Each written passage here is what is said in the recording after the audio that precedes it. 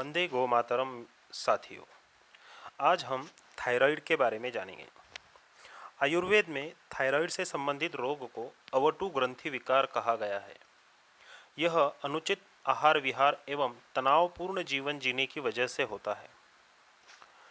इसमें वात, पित्त व कफ का असंतुलन और मुख्य रूप से वात एवं कफ विकार के कारण यह रोग होता है।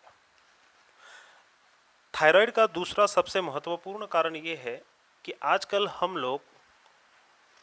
लोग क्या कहेंगे ये सोचकर हमारी भावनाओं को व्यक्त नहीं करते हैं। जैसे कि हमें कभी खुशी होती है तब हमें जोर जोर से हंसना चाहिए। जब कभी हम दुखी होते हैं या हमें रोना आता है तो हम खुलकर रोते नहीं हैं, सिर्फ आंखों से आंसू आते हैं, आवाज नहीं आती है। इसीलिए अपनी भावनाओं को न दबाए। जब भी हंसना चाहे खुलकर हंसे, जब भी रोना आए छाती पीट पीट कर रोए। 100% आपको कभी भी थायराइड की समस्या नहीं होगी। और यदि आपको अभी ये समस्या हुई है तो इसे जड़ से खत्म करने के लिए आप आयुर्वेदिक तरीकों को आजमा सकते हैं। आयुर्वेदीय उपचार द्वारा वात और कफ दोषों को संतुलित कर थायराइड का इलाज किया जा सकता है। वास्तव में एलोपैथिक चिकित्सा में थायराइड विकार के लिए स्टेरॉइड्स का सेवन कराया जाता है, जो कि बहुत ही हानिकारक होता है। इसलिए थायराइड जड़ से खत्म करने के उपायों में आयुर्वेदिक चिकित्सा प्राकृतिक चिकित्सा होने के कारण सबसे अच्छी मानी जाती है। ऐसी कई चीज़ें हैं जिनका रोज़ाना अपने घरों में खान पान के रूप में आप उपयोग करते हैं, और आपको जानकर आश्चर्य होगा कि इन्हीं चीज़ों के प्रयोग से थायराइड रोग में बेहद फायदा होता है। थायराइड ग्रंथि में आई गड़बड़ी के कारण थायराइड संबंधित रोग होते हैं। हाइपरथायराइडिज्म या हाइपोथायराइडिज्म होते हैं। थायराइड ग्लैंड को अवटु ग्रंथि भी कहा जाता है। अवटु ग्रंथियां मानव शरीर में पाई जाने वाली सबसे बड़ी अंतःस्त्रावी ग्रंथियों में से एक है। शरीर की चयापचय क्रिया में थायराइड ग्रंथि का विशेष योगदान होता है। यह ग्रंथि ट्राई आयोडोथायराइन T3 और थायरोकैल्सिटोनिन नामक हार्मोन स्रावित करती है। ये हार्मोन शरीर के चयापचय दर और विकास तंत्रों को प्रभावित करते हैं। थायराइड हार्मोन हमारे शरीर की सभी प्रक्रियाओं की गति को नियंत्रित करता है। थायरोक्सिन हार्मोन वसा, प्रोटीन और कार्बोहाइड्रेट के चयापचय को नियंत्रित रखता है। यह रक्त में चीनी, कोलेस्ट्रॉल तथा फॉस्फोलिपिड की मात्रा को कम करता है। यह हड्डियों, पेशियों, लैंगिक तथा मानसिक वृद्धि को नियंत्रित करता है। हृदय गति एवं रक्तचाप को नियंत्रित रखता है। महिलाओं में दुग्धस्राव को बढ़ाता है। थायराइड के प्रकार: थायराइड ग्रंथि की अति सक्रियता यानी कि हाइपरथायराइडिज्म और थायराइड ग्रंथि की अल्प सक्रियता यानी हाइपोथायराइडिज्म। थायराइड ग्रंथि की अति सक्रियता यानी हाइपरथायराइडिज्म यह थायराइड ग्रंथि की अति सक्रियता के कारण होने वाला रोग है। इसकी अति सक्रियता के कारण T4 और T3 हार्मोन का आवश्यकता से अधिक उत्पादन होने लगता है। जब इन हार्मोन्स का उत्पादन अधिक मात्रा में होने लगता है तो शरीर ऊर्जा का उपयोग अधिक मात्रा में करने लगता है। इसे ही हाइपरथायराइडिज्म कहते हैं। पुरुषों की तुलना में महिलाओं में यह समस्या अधिक देखी जाती है। इसकी पहचान इन परेशानियों से की जा सकती है। थायराइड हार्मोन की अधिकता के कारण शरीर में चयापचय यानी मेटाबॉलिज्म बढ़ जाता है और हर काम तेजी से होने लगता है। घबराहट, चिड़चिड़ापन, अधिक पसीना आना, हाथों का कांपना, बालों का पतला होना एवं झड़ना, अनिद्रा, मांसपेशियों में कमजोरी एवं दर्द रहना, दिल की धड़कन का बढ़ना, बहुत भूख लगने के बाद भी वजन घटता है। महिलाओं में मासिक धर्म की अनियमितता देखी जाती है। ऑस्टियोपोरोसिस हो जाता है, जिसकी वजह से हड्डियों में कैल्शियम तेजी से खत्म होता है। अवटु ग्रंथि की अल्प सक्रियता के कारण हाइपोथायराइडिज्म हो जाता है। इसकी पहचान इन परेशानियों से की जा सकती है। दिल के धड़कन की धीमी गति, हमेशा थकान बनी रहना, अवसाद यानी कि डिप्रेशन, सर्दी के प्रति अधिक संवेदनशील होना, चयापचय क्रिया यानी मेटाबॉलिज्म का धीमे पड़ना और इसके कारण वजन बढ़ना, नाखूनों का पतला होना एवं टूटना, पसीने में कमी आना, त्वचा में सूखापन आना और खुजली होना, जोड़ों में दर्द और मांसपेशियों में अकड़न होना, बालों का अधिक झड़ना, कब्ज, आँखों में सूजन, बार बार भूलना, हमेशा कंफ्यूज रहना, सोचने समझने में असमर्थ होना, मासिक धर्म में अनियमितता होना, 28 दिन की साइकिल का 40 दिन या इससे अधिक दिन का होना, चेहरे और आँखों में सूजन आना, खून में कोलेस्ट्रॉल का स्तर बढ़ जाना। महिलाओं में इसके कारण बांझपन भी आ सकता है। अब देखते हैं थायराइड होने के कारण क्या हो सकते हैं। अधिक तनावपूर्ण जीवन जीने से थायराइड हार्मोन की सक्रियता पर असर पड़ता है। आहार में आयोडीन की मात्रा कम या ज़्यादा होने से थायराइड ग्रंथियां विशेष रूप से प्रभावित होती है।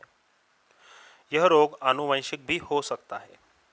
यदि परिवार के दूसरे सदस्यों को भी यह समस्या रही हो तो इसके होने की संभावना अधिक रहती है। महिलाओं में गर्भावस्था के दौरान थायराइड हार्मोन्स में असंतुलन देखा जाता है क्योंकि इस समय महिलाओं के शरीर में कई हार्मोनल बदलाव आते हैं। भोजन में सोया उत्पादों का अधिक इस्तेमाल करने के कारण भी थायराइड हो सकता है। अब देखते हैं किन रोगों के कारण थायराइड की बीमारी हो सकती है। हाशिमोटो रोग, यह रोग थायराइड ग्रंथि के किसी एक भाग को निष्क्रिय बना देता है। थायराइड ग्रंथि में सूजन आना, इसके कारण शुरुआत में इसमें थायराइड हार्मोन का अधिक उत्पादन होता है और बाद में इसमें कमी आ जाती है जिस कारण हाइपोथायराइडिज्म हो जाता है। कई बार यह महिलाओं में गर्भावस्था के बाद देखा जाता है। आयोडीन की कमी, आहार में आयोडीन की कमी के कारण हाइपोथायराइडिज्म हो जाता है, इसलिए आयोडीन युक्त नमक का इस्तेमाल हमेशा करना चाहिए। ग्रेव्स डिसीज, ग्रेव्स रोग वयस्क लोगों में हाइपरथायराइडिज्म होने का मुख्य कारण है। इस रोग में शरीर की रोग प्रतिरक्षा प्रणाली ऐसे एंटीबॉडीज का उत्पादन करने लगती है जो TSH को बढ़ाती है। यह आनुवंशिक बीमारी है जो पीढ़ी दर पीढ़ी चलती है। गंडमाला रोग, यह बीमारी घेंगा रोग के कारण भी हो सकती है। विटामिन B12, विटामिन B12 के कारण भी हाइपोथायराइडिज्म हो सकता है। अब जानते हैं थायराइड के घरेलू उपचार। अश्वगंधा चूर्ण का सेवन करना, रात को सोते समय 1 चम्मच अश्वगंधा चूर्ण गाय के गुनगुने दूध के साथ लेने। इसकी पत्तियों या जड़ को भी पानी में उबालकर पी सकते हैं। अश्वगंधा हार्मोन्स के असंतुलन को दूर करता है। मुलेठी से थायराइड का इलाज, मुलेठी का सेवन करें। शोध के अनुसार मुलेठी में पाया जाने वाला प्रमुख घटक ट्रिटरपेनॉइड ग्लाइसेरिनेथेनिक एसिड थायराइड कैंसर सेल्स को बढ़ने से रोकता है। तुलसी, 2 चम्मच तुलसी के रस में आधा चम्मच एलोवेरा जूस मिलाकर सेवन करने से भी थायराइड में लाभ होता है। त्रिफला चूर्ण, प्रतिदिन 1 चम्मच त्रिफला चूर्ण का सेवन करने से भी थायराइड की समस्या में आपको राहत मिल सकती है। हल्दी और दूध से थायराइड की बीमारी का इलाज किया जा सकता है, इसीलिए प्रतिदिन दूध में हल्दी पकाकर पीना थायराइड के घरेलू उपचार के अंतर्गत आता है। लौकी, खाली पेट लौकी का जूस पीना भी थायराइड के रोगियों के लिए अत्यंत लाभप्रद होता है। काली मिर्च, थायराइड के घरेलू उपचार में नियमित रूप से भोजन में थोड़ी मात्रा में काली मिर्च का सेवन अवश्यंभावी करना चाहिए। थायराइड के दौरान आपका खानपान कैसा होना चाहिए। थायराइड की परेशानी के दौरान आपका खानपान ऐसा होना चाहिए। थायराइड रोग में कम वसा वाले आहार का सेवन करें। ज़्यादा से ज़्यादा फलों एवं सब्जियों का भोजन में शामिल करें। विशेषकर हरी पत्तेदार सब्जियों का सेवन करें। इनमें उचित मात्रा में आयरन होता है जो थायराइड के रोगियों के लिए फायदेमंद होता है। पोषक तत्वों से भरपूर भोजन करें। मिनरल्स और विटामिन से युक्त भोजन लेने से थायराइड कंट्रोल करने में मदद मिलती है। आयोडीन युक्त आहार का सेवन करें। नट्स जैसे बादाम, काजू और सूरजमुखी के बीजों का अधिक से अधिक सेवन करें। इनमें कॉपर की पर्याप्त मात्रा होती है जो कि थायराइड में फायदेमंद होता है। थायराइड के घरेलू उपचार के अंतर्गत दूध और दही का सेवन अधिक करना चाहिए। थायराइड के घरेलू उपचार में विटामिन ए का अधिक सेवन करना शामिल है, जैसे गाजर खाना। जंक फूड एवं प्रिजर्वेटिव युक्त बाजार का कोई भी आहार नहीं खाना चाहिए। थायराइड के दौरान जीवन शैली कैसी होनी चाहिए? थायराइड के घरेलू उपचार को अपनाने के अलावा थायराइड की परेशानी कम करने के लिए आपके खानपान और जीवन शैली में ये बदलाव करना बहुत ही ज़रूरी होता है। नियमित रूप से आपको प्राणायाम एवं ध्यान धारणा करनी चाहिए। तनाव मुक्त जीवन जीने की कोशिश करें। हर रोज़ योगासन करें। धूम्रपान, अल्कोहल आदि नशीले पदार्थों से बचें। साबुत अनाज का सेवन करें, इसमें फाइबर, प्रोटीन और विटामिन्स भरपूर मात्रा में होते हैं। मुलेठी में मौजूद तत्व थायराइड ग्रंथि को संतुलित बनाते हैं।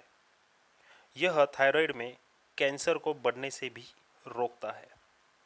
गेहूं और ज्वारी का सेवन करें। योगासन। थायराइड बीमारी में कौन कौन से योगासन करने चाहिए? सूर्य नमस्कार, पवन मुक्तासन, सर्वांगासन, उष्ट्रासन, हलासन, मत्स्यासन, भुजंगासन। इन आसनों को नियमित रूप से यदि हम करें तो अवश्य हम थायराइड बीमारी से हमेशा के लिए निजात पा सकते हैं। इन सभी के बावजूद भी यदि आपको कोई परेशानी है तो डिस्क्रिप्शन बॉक्स में हमारा नंबर दिया गया है। आप थायराइड के उपचार के लिए हमसे संपर्क कर सकते हैं। धन्यवाद। वंदे गो मातरम।